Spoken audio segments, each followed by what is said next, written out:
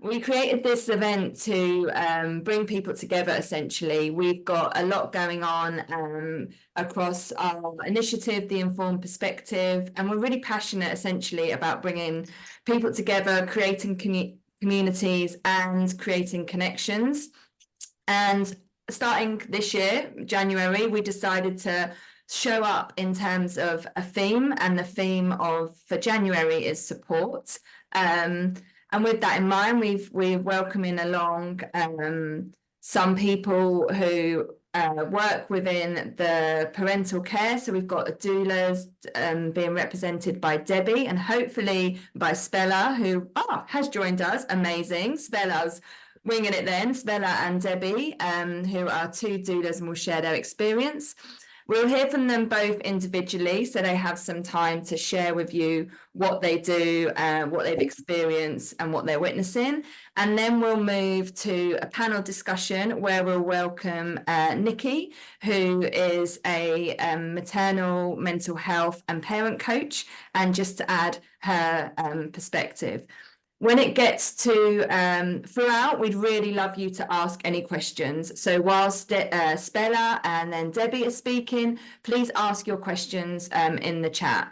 When it gets to the panel discussion, we'd love, as I said earlier, an active discussion. So if you want to ask a question, raise your hand and we'll come to you and help you politely interrupt and ask your question. And then we'll finish off, we're aiming to finish about 9:30, and we'll finish off with a Q&A session. So where you've submitted your questions, or if you've got any new questions, we can open that up to everyone. So we can finish with that. As a normal practice, if you wouldn't mind staying on mute, just in case there's any interruptions, I'll make sure, we all follow suit as well. And yeah, that's it really. If we want to know about your experiences as well, so Penny's going to submit a few polls in the chat. So if you see those, it's probably worth opening the chat window now. If you see those and want to participate, that would be really good. It'd just be, a nice kind of silent way of contributing and getting people's sense of how they're feeling. So Time to move over to me, right? Yeah. Hi, everybody. Nice to see all your faces. I just would like you really to do a little introduction to our two guest speakers today, who are our main guest speakers. We have Spela here, and I have a nice little spiel on Spela. She is a mother of 3, and she's highly experienced birth worker, and she was actually for one of my births, she was a doula. So that was my 3rd baby. And she's been working for 15 years as a doula. Is that correct, Spela? Yeah. You're also a breastfeeding consultant, and you have a PhD in biomedicine. So you've kind of done quite a lot of things, a childbirth educator as well. And you're a certified advanced DONA doula. Do we say DONA? I'm not exactly sure. I'm certified birth and postpartum doula. So yeah. This is the certifying body then for this. Yeah. And then I'm also a birth doula trainer. Okay, perfect. So bringing the next generation of doulas onto the field. And I do think that Debbie is one of your proteges, if I'm not mistaken. No? Debbie started before I was a trainer. Okay, there we go. So I gather you have supported over 3,000 families and attended over 400 births in your history, and you're very passionate about holistic aspects of birth, and in particular, and as you've mentioned, then postpartum care. And then moving over to Debbie. Debbie is an international doula who's based on the border of France, Germany, and Switzerland. Has 2 children of her own and has lived in very many different countries. And that's given her a very unique perspective really on the challenges of parenting, particularly as an expatriate being abroad. And so she has a good understanding of international communities and also the challenges that many of us face. And I think, yeah, I think as she's taken on her role as doula, being very supportive for people who do struggle when they are abroad and don't have their network of family around them. And I gather she's also doing some other very exciting things to sort of help doulas in the world and to make this profession, be highlighted and shown how important it is. But I think watch this space because there's stuff going on there. So at this point, I would like to turn to Spela to start with and ask her to tell us a little bit about what she does. Yes, thank you for the lovely introduction and for inviting me in the first place. So as a doula, I work with families and I really like to start working with them quite early. This means that I like to go through the majority of pregnancy with them so that they can be prepared as well as possible for the birth that is coming, because I believe that the birth is not only a single day in the life, but it's also a preparation. The whole pregnancy actually is preparation for how this family that is forming will find its way in the world, how good support they will have around themselves in the time of transition. Because if the transition is smooth, if the mom is well supported, then she can support her family. And as one of my moms once said, she really didn't have a good role of her mother. She when I was her doula, and when she gave birth, she said, "But I don't know, I'm so afraid." When she was in the process of giving birth, she said, "Oh, but I'm so afraid, I don't know how to be a mom." And I said, "Well, day by day you will find out." And then 2 years later, she wrote me a letter thanking me that because I have shown her what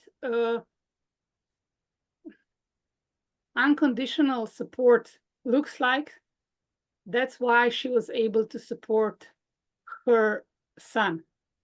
So I know that for many, this is not actually the case, but for some, it is the only role model that they have for how to raise the child and how to bring the child into the world in the first place. So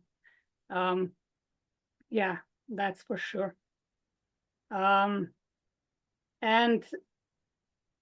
going with moms through more than one pregnancy taught me that we also not just are giving space for the mom, but we are also helping her find actually herself.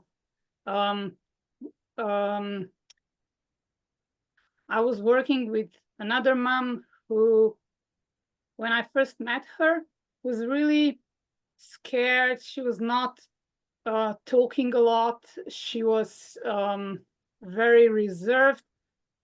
But after the fourth birth that I was with her, she became this most confident mother that I could ever imagine. And she's a big role model for the moms around herself now. So from this really timid person, she became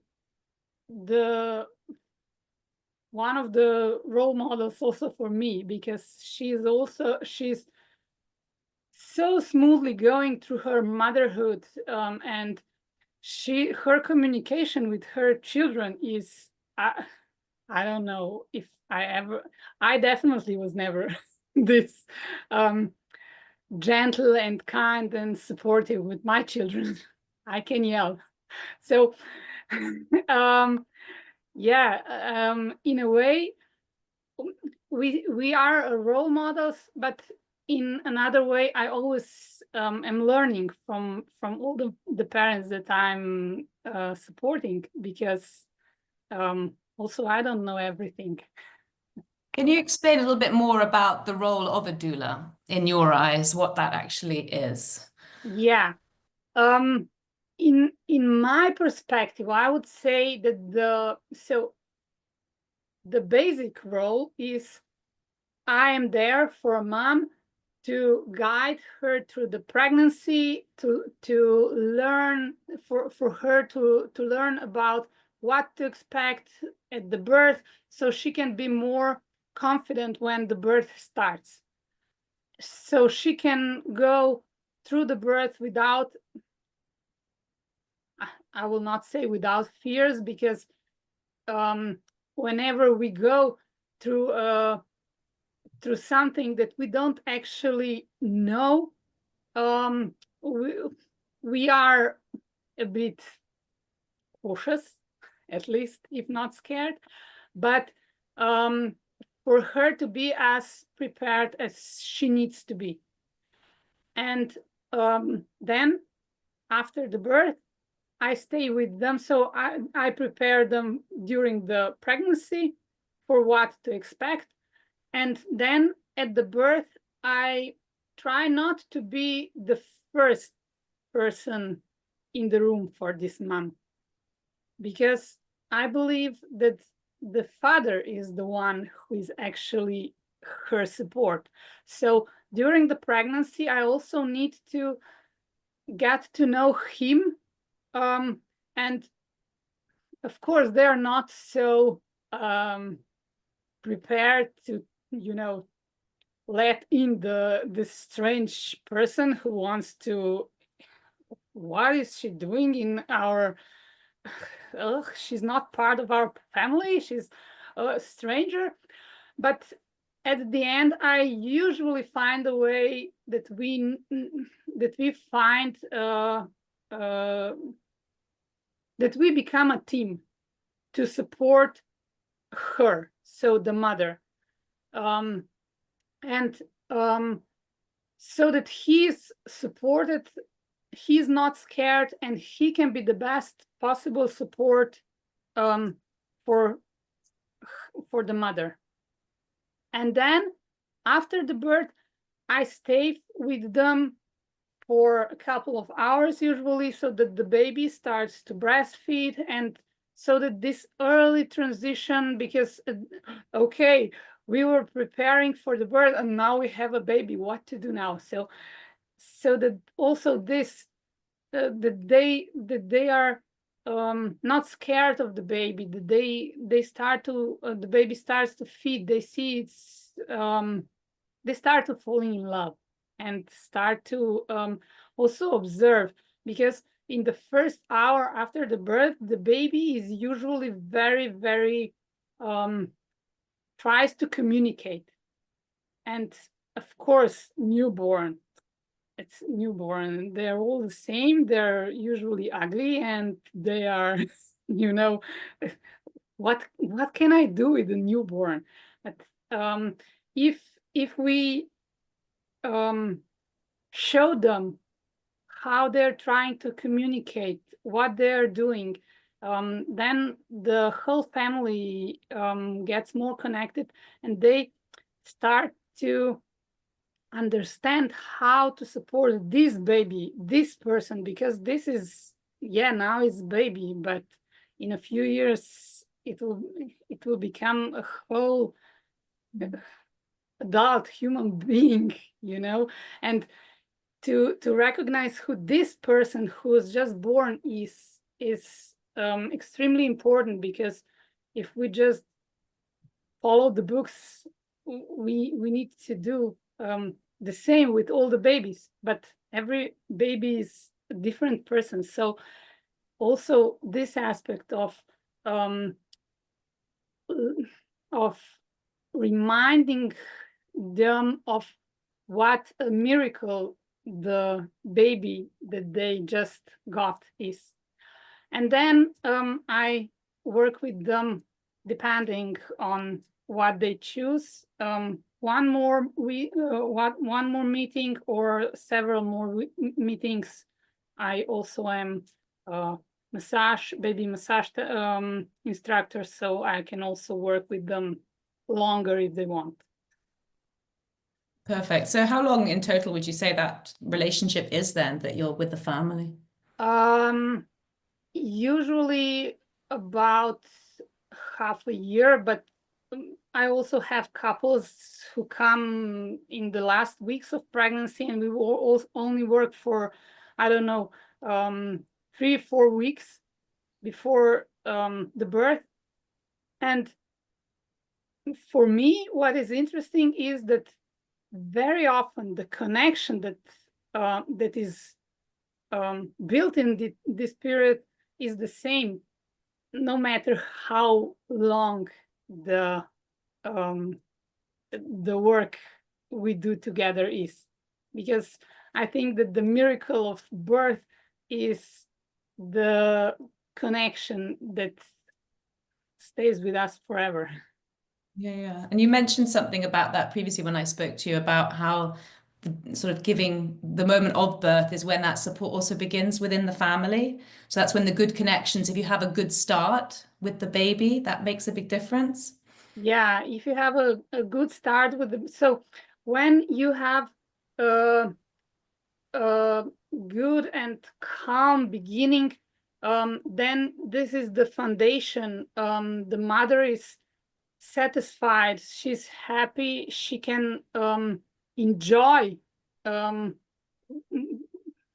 playing with the baby. For her, it's more of a play, even though it's breastfeeding every 3 hours, changing diapers every 3 hours. But for the mom who is satisfied, who is empowered, but it's not important what kind of birth she has, you know.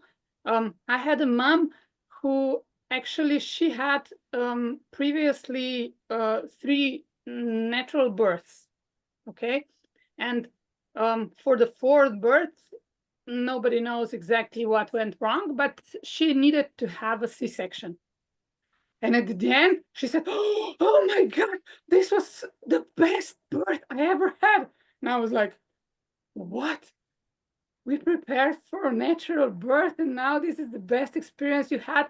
But it was the best experience because it was the first birth where she really had the power every second, everything that was happening, she was the one who was deciding, no, yes, I will do this. No, I don't want to do that. And with that, she got the most power out of her experience, even though she had previous births that from the outsider perspective was maybe better, but for her, no. Okay.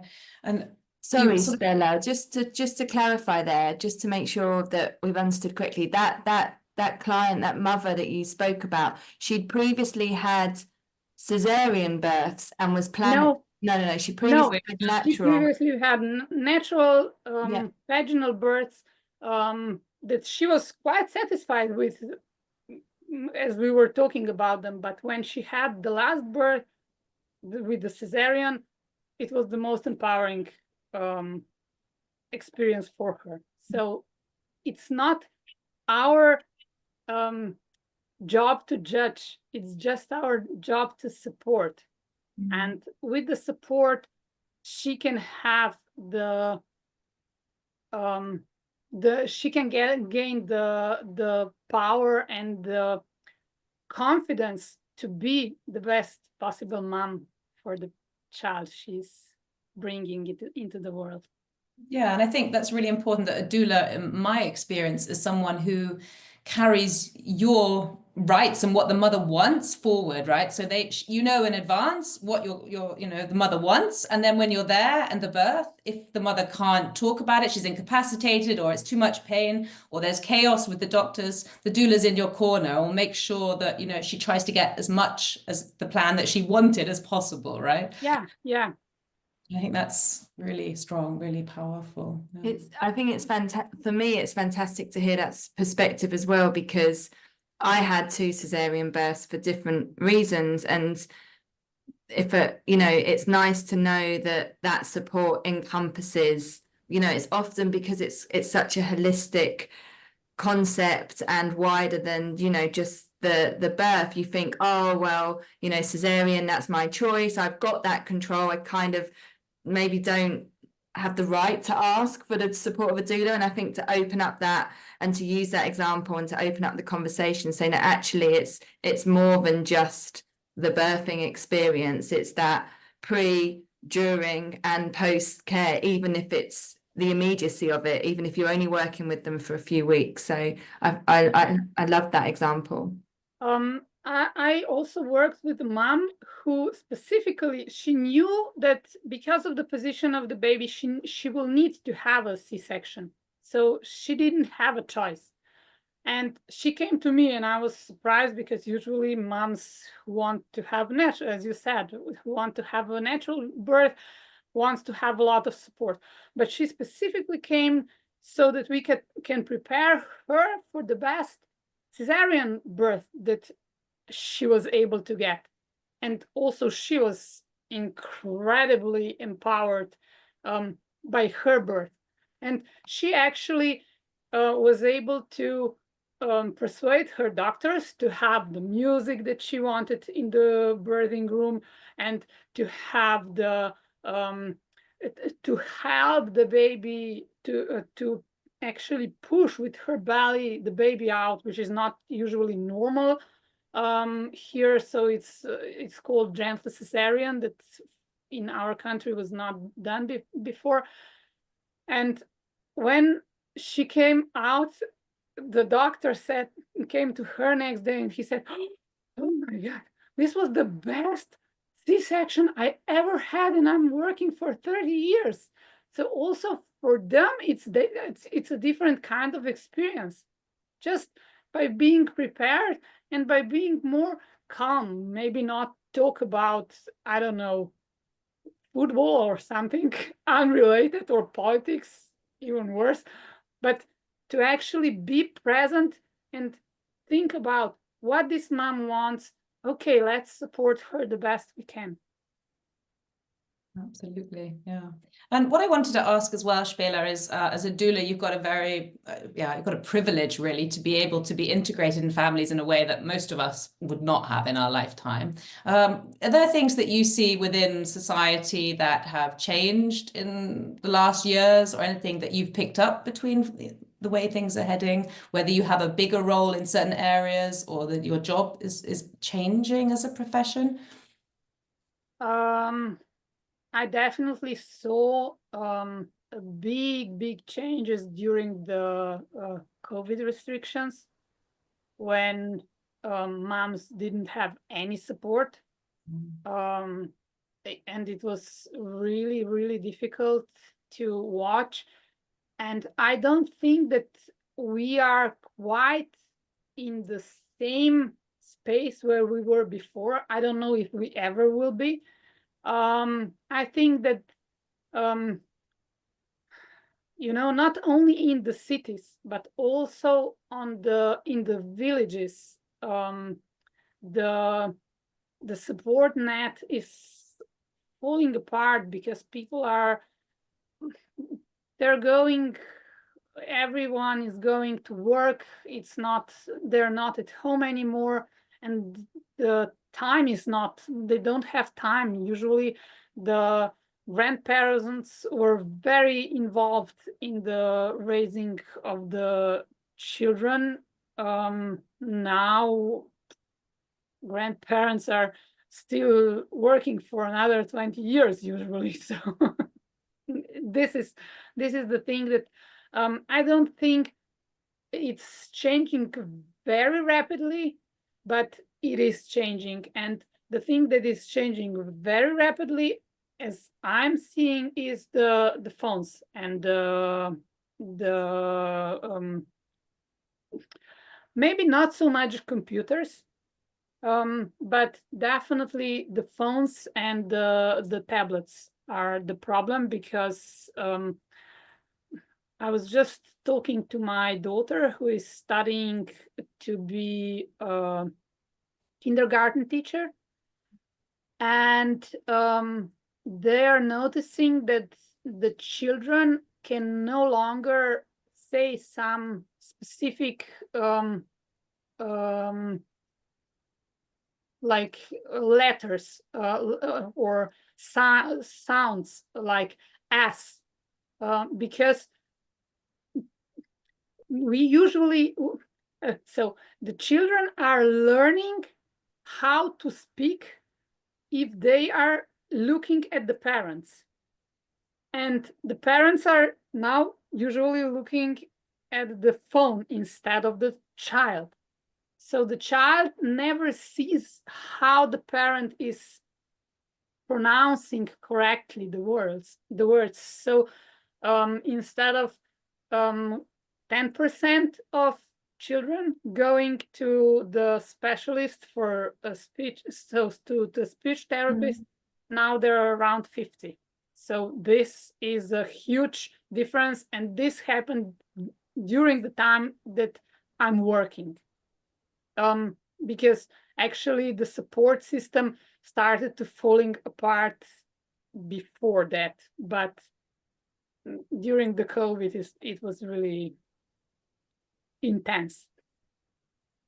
Do you think it was starting before phones became so popular, or do you see that that's totally the reason behind? No, with the phones, it really, really got worse. I think that also, we are in our minds also the mood swings and the depression, postpartum depression. I never saw that much of postpartum depression before COVID. So combining COVID with the phones, it was disaster. I mean, social distancing, we are social beings, and social distancing, and then, so I'm safe not to communicate with others. I will just scroll on my phone. This is horrible for months. And we are in this, we need to move constantly. And then the birth comes and the baby comes and we are stopped. What to do now? I don't blame the parents, because the child wants 24/7 support, and they didn't have like 5 minutes of concentration through their whole lives. The generation that is growing up with the phones is now becoming parents. They didn't ever live without the phones. So this is a huge problem, because we all know that the phones are addictive. They are made so that they are addictive. So I am addicted to my phone, and I don't even like the phone. If I go to, I don't know, to vacation, I usually leave it at home, or don't even think where I have it. But when do you think that people are less inclined to reach out for a doula and the support because they have got the internet as a place to go for information about birthing and, ask questions and how they prepare themselves? Is that been reflected? That is definitely so. Maybe not so much about hiring a doula. I think that because of all the fear factors that are involved in around the birth, doulas are more and more popular, actually. But people are not coming to the childbirth classes, to the childbirth preparation anymore, because they can learn everything from the internet or from the books. But the thing is, you cannot learn massage from the book. You know, the birth is very sensual. It's very real in this moment. And if you don't know how to touch yourself or your partner, if you would like, if you're a partner who needs to massage the mom, then yeah, touch is so important, right? And if you don't have touch and don't have contact with other people, that's the the essential thing with a baby, right? The baby needs that touch. Yeah. And people often say, well, I don't need a doula because I really don't like to be touched. Yeah, but you will need to have the baby in your hands for 24 hours a day. Do you understand what this means? They usually don't. Okay, great. Thank you, Spella, for your insight to start with. We'll just move over now to Debbie. So, all right, I'll put you onto Spotlight. There we go. Okay, thank you very much, Debbie. Hand over to you, really. Right. Well, so I guess I'm going to go on a slightly different tangent to Spella's. I was thinking that one of there are many threads that I can pick up on, and we'll see how that goes. But I kind of became both a mother and a doula and an accelerated expatter at the same time. So there's a kind of like a weaving connection between all three. So when I became a mother, I'd had several years of kind of phantom infertility, which is actually really, really common. They don't find out what the results are, the reasons are why you're not able to conceive. And then moved to another country. It was the second move to another country, so that wasn't new, but I'd been 5 or 6 years in the previous country. And just as I was told, okay, well, we don't know what to do with you, we'll put you on IVF, I found out I was pregnant. So that was, quite a surprise then. And I found myself in a city where I had no support network. I was very, very lucky to have my best friend back in the UK from when I was a 12-year-old. Who just finished her midwifery studies, but had actually been a doula had lived my life as an international mother, having babies in various different countries. And she said, I'll come over for your due date. And she came over to be my doula. And she arrived, well, my baby was kind of like really trying to come out, but not happening for about 3 or 4 days of contractions. And I think I was probably waiting for my friend to arrive. I think subconsciously, I think it might have been in a red tent session with Spella that this kind of the penny dropped. And I was thinking, I think I was waiting for her to come. A realization that these realizations can come many years later sometimes. And those days that she was there for 3 or 4 days postpartum, I think I will never, ever be able to appreciate what that was, because I had her there and didn't have the without. But she was the one that sort of sowed the idea and said, well, you'd make a good doula. And she'd actually given me, when I was pregnant, all her midwifery books, all her doula books. So I probably maybe overread a little bit too much, but it's all served me quite well afterwards. But one of the things that I realized that kind of happened, I guess, before then was when I was pregnant. I was lucky to find out about a language integration course, which was specifically, this was in Switzerland, so I live on the Swiss border, as Penny mentioned, which was specifically aimed at women. And it was a mixture of women, of migrants of all kinds. So we had migrants that were coming from, countries with really, really severe issues. And also people like myself that's a kind of corporate nomad, following the corporate moves of my husband's career. And it was an amazing situation because they had a creche next door. So I was pregnant, there were other pregnant women there, there were mothers with babies, and I've managed to keep in touch with some of these mothers ever since. We had a great click. It was really magical. And this was something that, you know, that idea of community was so important. I mean, I was lucky to have social media because I was able to keep in touch with my community, my village, which is, you know, international, of the friends that were from you know, several different countries already that have been on the motherhood path. But I was also, you know, starting to kind of tap into the local community of women that were going through similar life changes in a strange city, in a strange place. And we would meet up in parks, and we would cook food at each other's places. It was a really magical kind of experience then. And then when my son was a year, we moved again. And this time was to Canada. So here the language issue was not so much of an issue, although they were speaking also a very different kind of French. It was the Québécois. But there I was already aware that I needed to connect with mothers as quickly as possible. Before I arrived, I was thinking, right, I need to get this sorted because the winter there lasts 6 months. And it's proper full-on winter. You know, spring is a week, autumn's a week, and that solid winter.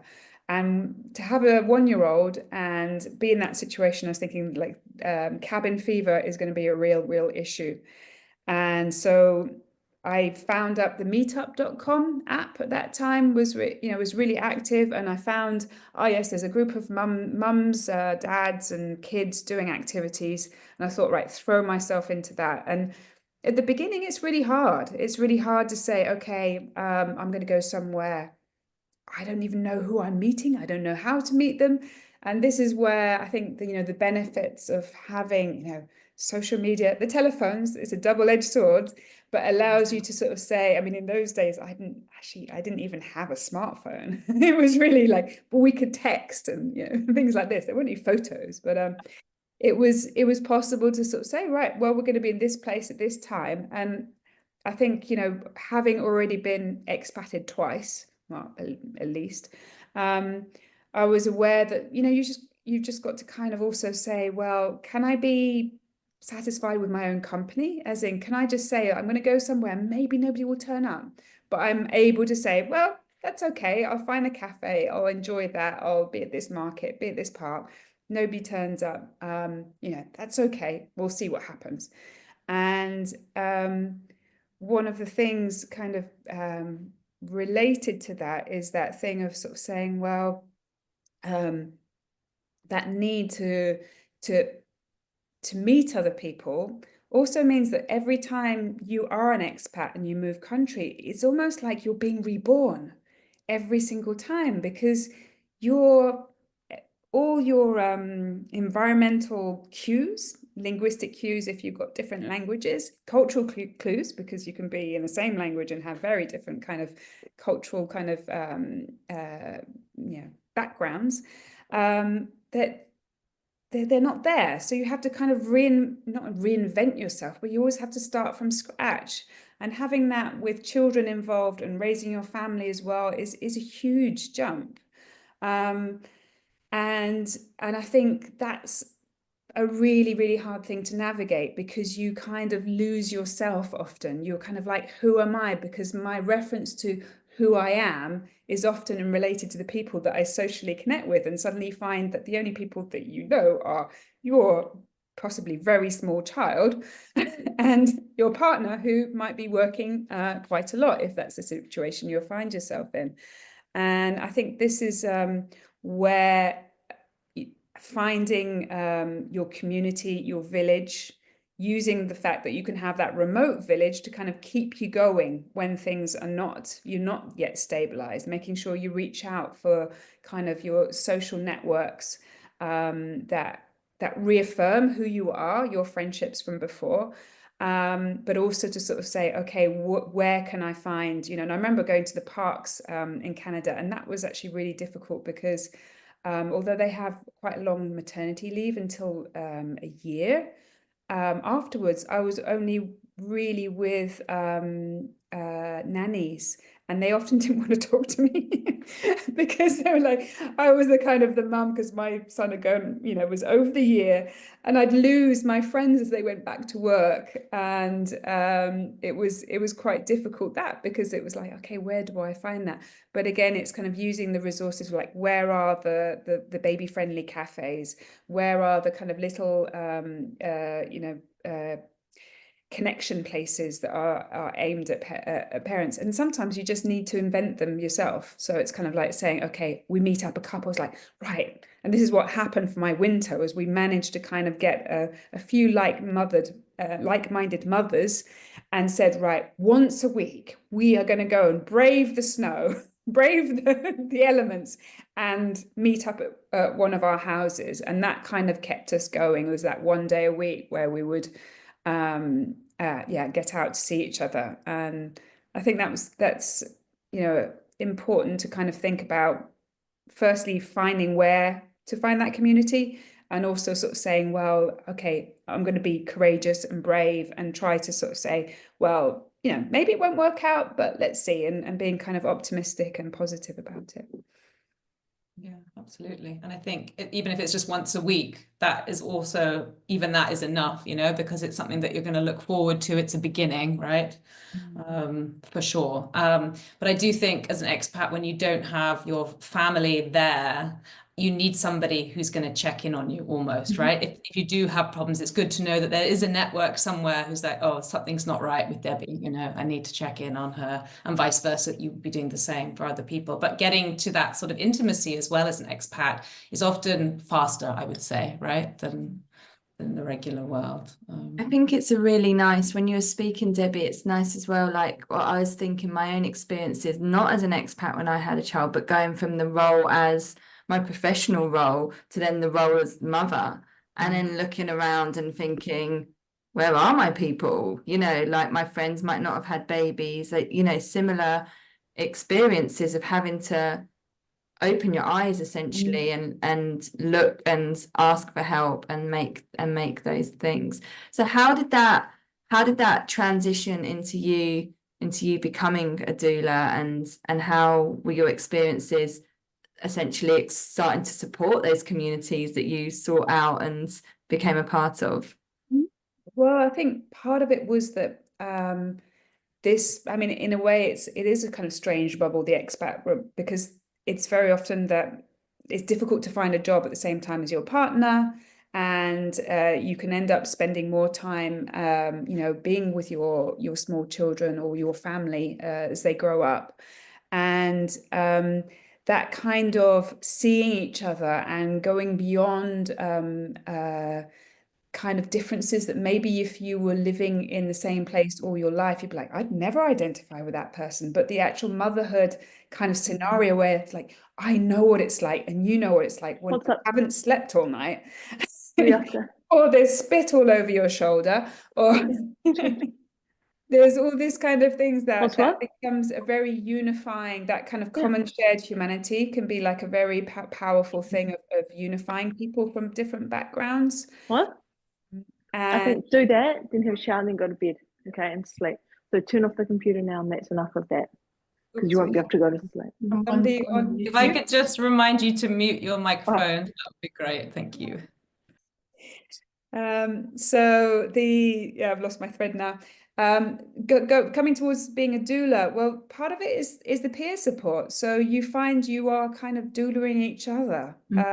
It becomes a natural thing of sort of saying, well, I'll help you out when you're helping me out. It becomes a very kind of natural thing that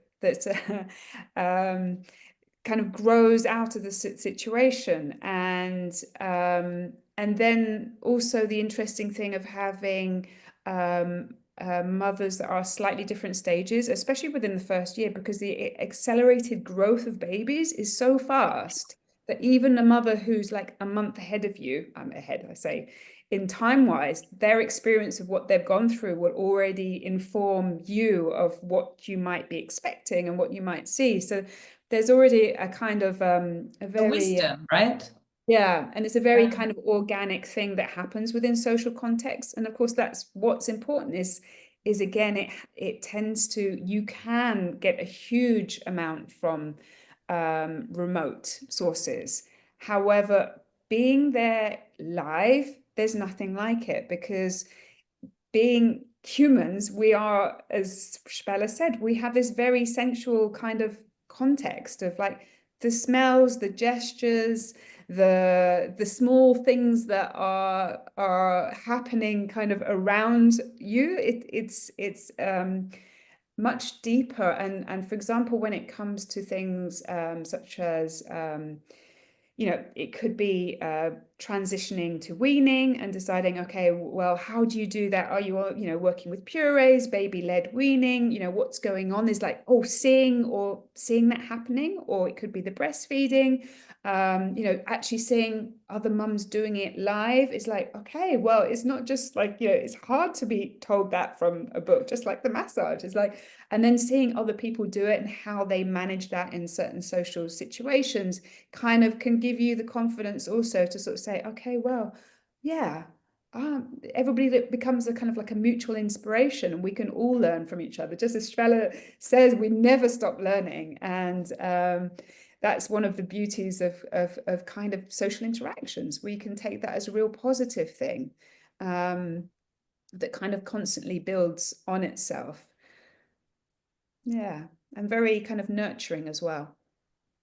Returning the Debbie back to doulas as a profession, there's quite a lot of, what's the word I'm trying to come up with? There's two sides, right? You've got the medical side, and then you have doulas, I think, on the other side. And there's a lot of difficulties between understanding what the exact role of the doula is from the medical profession. How does that portray itself? And you know, how do you have that struggle, and what do you have to do in order to deal with that?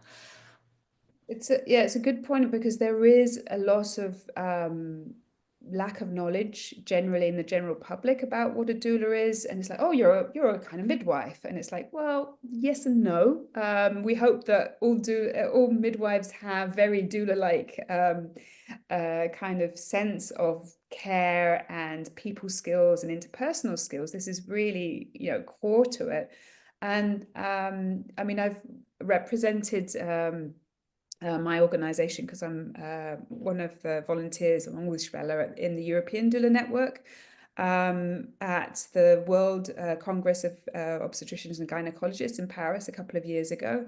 And of course, that was the question. And the doctors would sort of say, well, you know, we've got midwives, why do we need doulas? And I sort of said, well, there's one thing, is that firstly, midwives, they often have several mothers that they might be looking after at the same time. They cannot necessarily stay in the room and give one-to-one continuous support all the time. They will need to go to where they are most needed. And they change shifts as well, don't they? Change shifts. So the continuity of care, if you have a very, very long birth, then you can see 3, sometimes even 4 shifts go past, and every shift has a really new dynamic, because it's all about the interpersonal kind of relations and of the people around you. And that's one of the things about having a doula, is there's this kind of sense of like keeping one thing steady. And while the husband is there, his emotional kind of sense, will be very much you know, affected by the progress or not, or what's actually happening within the birth. And this can mean that, you know, it can be really, really tough for him. But knowing there's somebody there just to kind of try to keep like a base level of calm in the situation when he's kind of going, oh, my goodness, it's been so many hours and nothing's happened, and you know, the doctors are coming in and they're saying this and they're saying that. And that's one of the things I tend to say also to the partners, is like, well, you know, one of the advantages of having a doula, especially in a very long birth, is saying, you know what, it's a quiet moment now. Everything's kind of going as it should. It's all happening. But if you need to take a break now. And I've got the phone. I will contact you as soon as there's any kind of change, but just go and take a rest. And this can really, the last birth I went to was a 24-hour birth. And afterwards, the husband came to me and said, that first it was 45 minutes. He didn't manage to sleep, and he called me and he said, look, can I have a bit longer? And I said, yeah. And then he managed to get, you know, another 45 minutes and actually get some kind of proper rest and a bit of a nap. And he said he would never have been able to deal as calmly with the end part of that birth had he gone through, because that 24 hours actually started, you know, at 8 p.m. the previous day. So he'd been awake since 8 a.m. So for me, you know, my part was actually much shorter than what his was. And I think that kind of element for him of knowing that there's somebody there, that she's not left on her own, and that he can just disconnect for that period of time, that he needs to kind of regenerate, because it's really, really, really a big thing. And with the other thing, going back to the discussion with doctors, is that when there is an emergency, when something does happen that the midwives need to use their medical skills and do something quickly, it's not possible for them to also hold hands and look in the woman's eyes and maintain that contact at the same time, when their adrenaline levels are going through the head, their decision making, all their experience, all their knowledge is being put to the most important thing ever, potentially saving a life or two or more.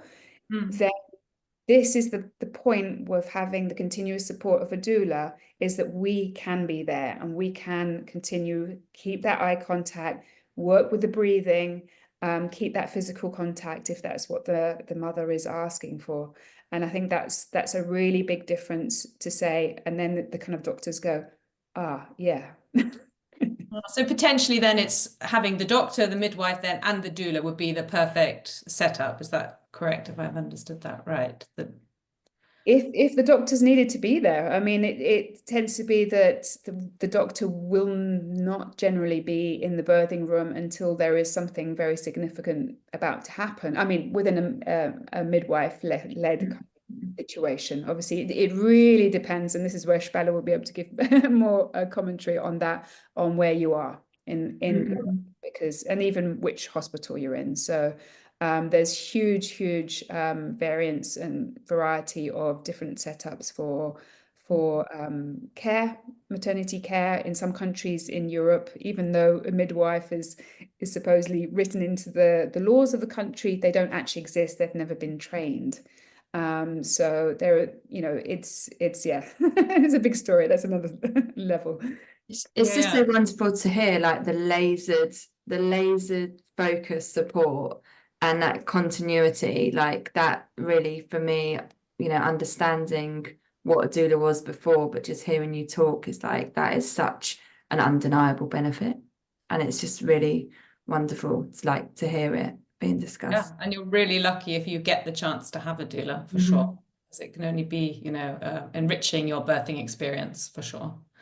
Yeah, so thank you for all the hard work that you do. So now we'll move on to the panel discussion. We've already started some really good discussion. I think we've scratched the surface of a few interesting topics, but I'll help us dive a bit deeper in. But as I mentioned earlier, we're going to welcome Nikki to this panel discussion. Nikki is a parent and maternal mental health coach, and from designing these online guides to stepping into parenthood and bringing people together for these self-care circles, that like Nikki's got a great insight into the parenting journey, experiences, and I know Penny and I are really like excited for all our paths to have crossed. So welcome Nikki. We've got a few areas that we'd love to hear your thoughts on. We've obviously prepared them before, but because of what we've already discussed, I'm going to probably build them out a little bit. But just to start us off, we've mentioned a lot about support, but that's why we're sort of here showcasing the fabulous support that you ladies can give and your professions. But what gaps or what areas are there that you've observed that are needed in terms of supporting families. And so, Nikki, I don't know, do you want to kick us off? Where are the gaps and areas that families really need support that you've witnessed? Thank you for having me. First of all, I'm also delighted to have met you guys. And where were you, doulas, when I needed you? Listening, it's so fascinating. I love listening to everyone and their perspectives, and they're not always the same. We often have different approaches, and I love that. I love that conversation, especially in a forum like this, because that then gives whoever is listening and to the parents that there's not actually a right or a wrong. And I think that's very important, because sometimes it can be portrayed that you must do this or you must do this, and that's simply not true. To me, the most cavernous gap is between the holistic support and the medical and clinical support. And I just wish we could all marry, because everyone has a place. You know, for myself as a coach and dealing with maternal mental health, I often end up talking to clients once they've had the baby. And I would way prefer if I got more when they were expecting as a preparation tool. But one of the things that I find interesting is that, you know, there are some in the clinical and the medical world who think that we're all waterfalls and rainbows and, you know, we just burn sage and that we don't have a place. But just the same, you have the holistic world who will say that the clinical and medical world are just big pharma and they just want your money. I don't believe either. I think we've all got a place, but I feel like for people like Debbie and Spella and myself, we can bridge such a big gap that the healthcare workers, you know, with the best of intentions, just don't have the time, the funding to be able to be there for someone throughout that entire process. So instead of them falling through the cracks, if people like us are involved, then we can support and we can normalise these conversations. And I think that's important, is normalising these conversations. One of the things I always say is without scaremongering and without sugarcoating, you know, and if I have any critique about social media, it's that. Because you've got content creators who are coming on and they're crying into their camera, and it drives me nuts because it's very obvious to me that it's staged. I don't mind the ones when it's a natural progress and the emotions take over, that's different. But the ones where you know they're crying to get the clicks, to get the likes, you know, and the scaremongering and the darkness of becoming a parent drives me nuts. And then, of course, you've got the other side where it's all wholesome and they're making rainbow-coloured spaghetti from scratch. And, you know, I'm Scottish, so I'm very down the middle. You know, I'm an ex-hairdresser. I swear too much. I'm not whimsical. You know, I shout it as it is. You know, and for me, it's a bit of everything. It's not one or the other. So I don't like seeing that side of it. However, I tend to agree when Debbie was saying that it can also help reduce isolation, you know, and especially if you're an expat like you, Debbie. I was Indonesia, Montenegro, Dubai, I'm now in Belgium, you know, and during that time I've picked up a husband, a dog and a child. And that isolation can be real, you know, when you're new, or perhaps for me, when I had my son, we were living in a place that was just tiny. We were in Tivat, Montenegro, and we started a mum and baby group, 2 of us. That was it. That was our group, 2 of us. You know, so I think that for me, it's about normalising these conversations, which is why, you know, when you guys invited me to come along, I'm like, yeah, I'll talk to anyone all day about this. You know, I'm shouting it from the rooftops, because when we normalise it, we are then helping, you know, and that's coming from someone who suffered for 18 months with postpartum depression and anxiety. And I'm a pretty big character, you know, so when we use that terminology, oh, just reach out. There are way more layers to it than that, and it is not always as simple as that. So again, I've tapped into the digital world and created a resource that if you are someone who perhaps can't quite verbalise, at least there's something there to help you. You know, it's a self-paced thing. You can just work through it yourself. There's no accountability, no high-end ticket, all that stuff that goes with being a coach. That's not who I am, you know, and at the heart of all of it is that we just want to help other parents navigate as best as they can, you know, given their circumstances and their own dynamics, right? Yeah, absolutely. I'm curious. Yeah, sorry, I was just going to ask really, kind of speaking back, we were sort of mentioned COVID, Spella, as well, how the dynamics have changed. Have you noticed that, or to all of you really, whether there's less community and support offerings for new mothers or pregnant women? Because we have definitely, you know, Jenny and I are living in Warsaw at the moment, and we've definitely noticed that there's an absence of that people perhaps because of COVID have been more reluctant to start socializing again. I think there has been a big lag, and whether it's connected to technology as well, but whether that's the same in the communities that you're in. I can comment. As well as people not coming to pre-classes, so to prenatal classes, they don't come to the postnatal classes. So I always have 2 to 3 postings about the class that we will have. But last year I had 1, and this year I will only have 1. So it's it becomes a circle, you know. Yeah, people would like to come, but at the same time they don't want to come because they don't know anyone but me. Yeah, but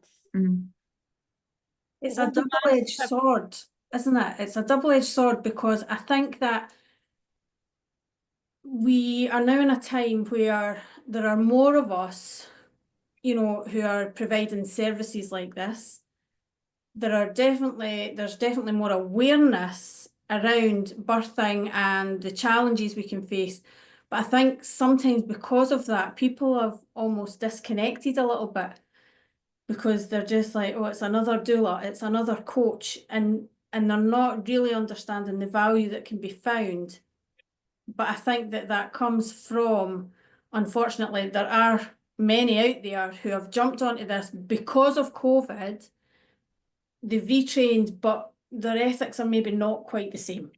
And what it's done is impacted the rest of us. I don't know if you agree with that. I feel like COVID, we're out of the woods with that. I think there are some lasting effects, but I do feel like that's part of it, is that, you know, there are the resources and it is becoming more available, but people are almost dismissing it because they're like, oh, well, what do you know? You know.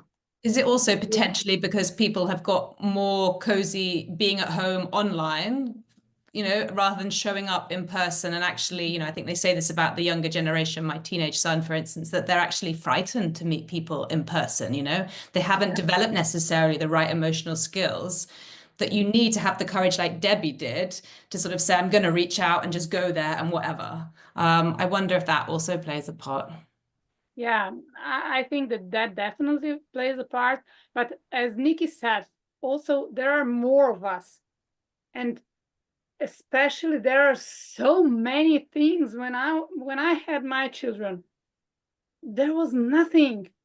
Now you have English course for babies, and then you have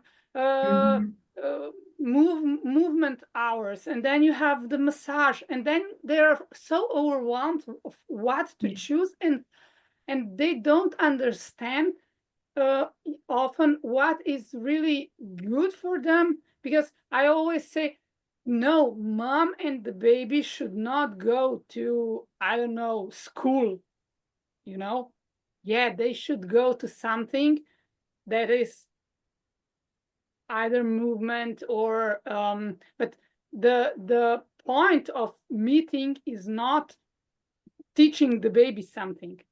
The point of meeting is support for the mom. And this is the but people are selling everything, you know.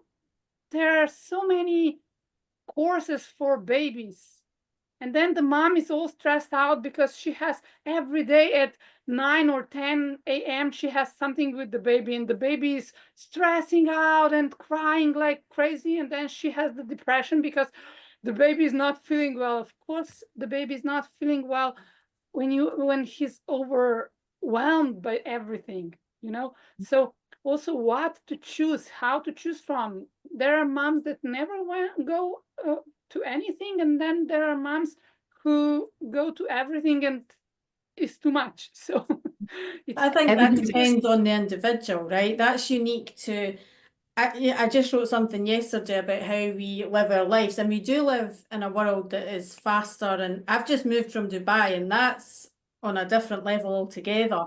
You know, that collective energy is just on fire. But some people thrive in that. Some people, that is their thing. Some of us like to step back and have the simplicity. And I think that the key is to nurture these new parents to find the confidence in what works for them. So, you know, if they are someone who thrives on being out and doing all the things and being overscheduled, you know, we'll support that, because if that is their personality and that is their thing, and in the same time supporting those who just want to go for a walk outside and sit in a park for half an hour, have a coffee, you know, but it's honouring, again, that there's not a right or a wrong. And I think that's really important when it comes to parents, because they're also navigating this new version of themselves, you know, and you can be as prepared as you want to be. I wanted to be a mum from the age of 16, you know, and a bit like you, Debbie, I was at the point, I was 40, my husband and I had been trying for 3 years, and we said, okay, you know, it's maybe time to go and get ourselves checked, see if we're up against something medically, you know, and what our options are. And of course I was pregnant and had my son when I was 41. I was the most ready to be a mum that, you know, and I thought that was the answer to any other issues I'd ever had in my life. That was the one thing that was missing, was just being a mum. And yet, you know, postpartum came and kicked my butt.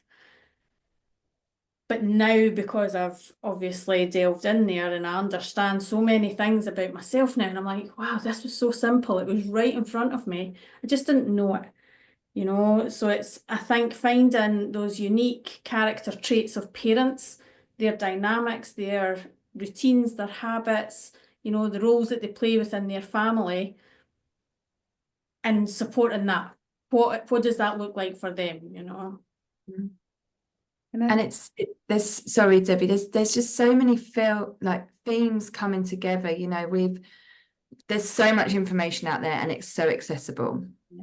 It's, you know, I remember my mum remember just saying there's too much information. You can read up on everything. You can get a viewpoint on everything. You can get encouragement to do this. You can get discouraged to do that. You know, you've got to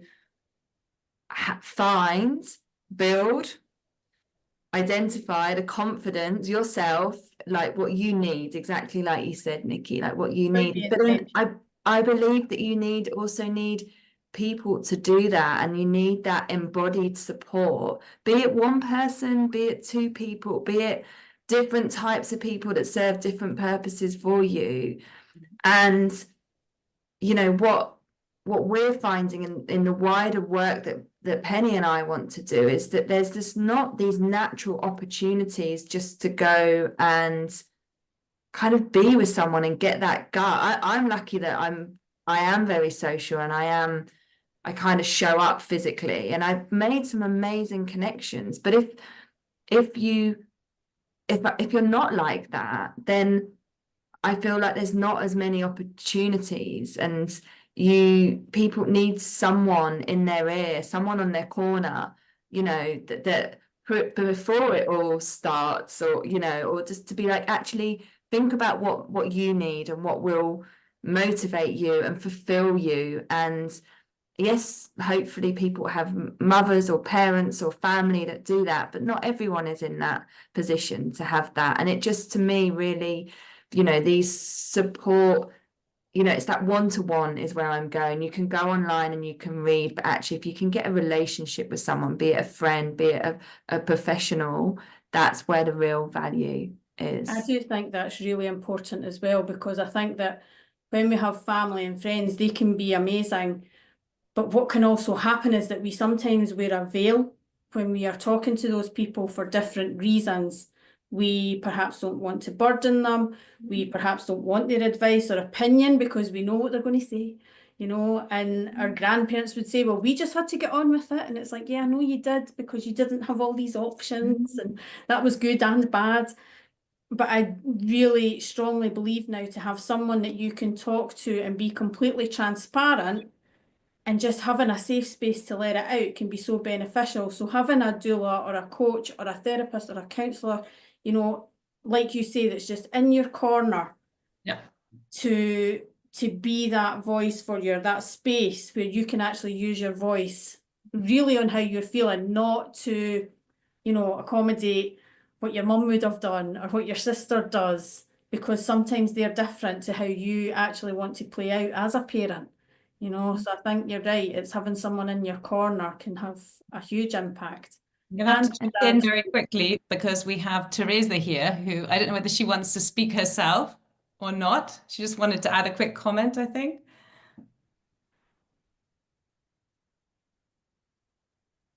The cursed microphone. 10 out of 10 for realising that you're on mute, Therese. So okay, well, she'd written here. I can unmute her, actually. I know how to do that. You know how to do that. Wonderful skills. Oh, no, it's not working, though. Okay, well, Teresa had written here, I wish I had a doula during the delivery. It would have made the delivery less scary. Having someone with you who's done this before, super support. So I don't know whether... Me too. I've managed to find how to unmute. Sorry no, about I think that. It's probably my fault. Anyway, you go on ahead. No, when I think about it, I mean, no matter how much they prepare you at the prenatal classes, you go in there. I had a cesarean, and it was like operation, you've got doctors, nurses, your husband's also the first time going through it.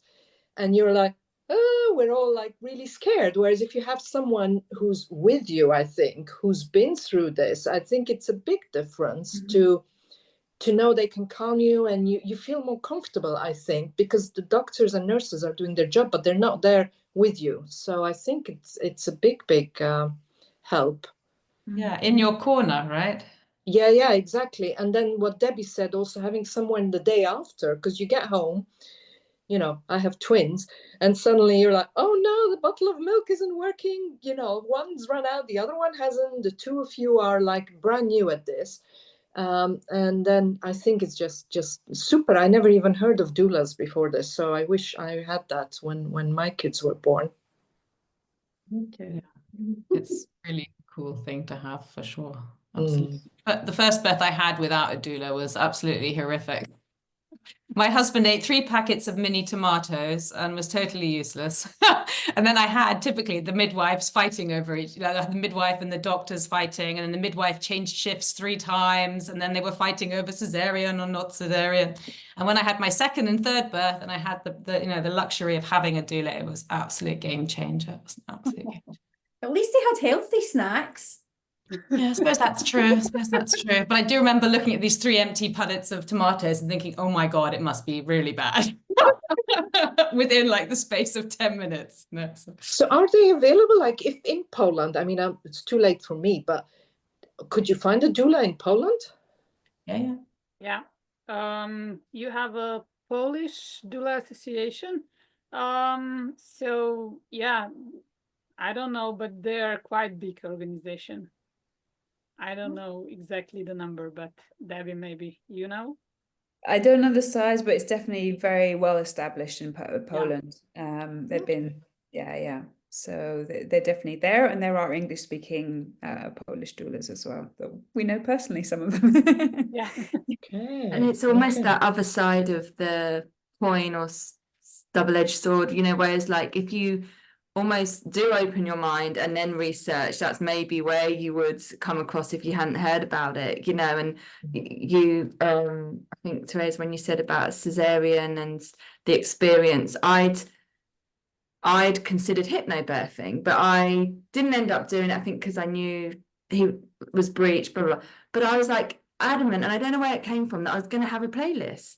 I was going to have music, and I wanted it to be, and it was amazing, and the doctors loved it, and it was just, but you know, but I think my ears were had been open to other experiences, and because even though I knew, but you know, I didn't thankfully go into, you know, like overdrive of information and different options, or you know, but something got planted somewhere, you know, and it's like, it's just, so that's where the benefits, obviously, of what we're doing today, sharing, but you just want to have these open conversations. And for me, the one about the medical professions as well, and Debbie, you know, how well you said it, and the how important support is, and how the value of it not being the most obvious one, which is like family. It might be the random strangers that you set up the baby group with, or that you met up with randomly, or you know, as you all started as the random strangers that became your doula.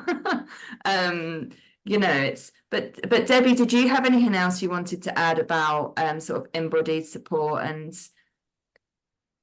seeking it, or? Well, there's many things that I've been thinking about. I mean, one of them I've been thinking is at the moment we've had this postnatal summit happening, which is going to be live in Amsterdam on the 1st of February.